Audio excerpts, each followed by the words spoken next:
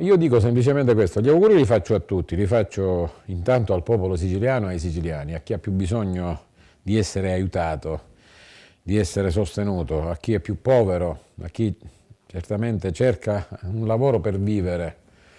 E poi faccio gli auguri a tutti, li faccio anche agli studenti che hanno manifestato, certo quelli che hanno manifestato civilmente, quelli che hanno espresso il loro dissenso su una legge o su un provvedimento del governo o della regione, non siamo noi il bersaglio in questo caso, certo non posso farli ai violenti, ai facinorosi, così come faccio gli auguri al Parlamento che sta approvando una legge, beh certo se questo Parlamento anche qua, piuttosto che essere scelto dai capi romani, fosse finalmente si tornasse ad eleggerlo e a sceglierlo da parte degli elettori, forse sarebbe più attento e più sensibile alle esigenze dei cittadini, piuttosto che farli ricorrere alle manifestazioni, perché con le manifestazioni si accorgano loro signori che c'è un malumore, c'è un malessere, c'è un disagio.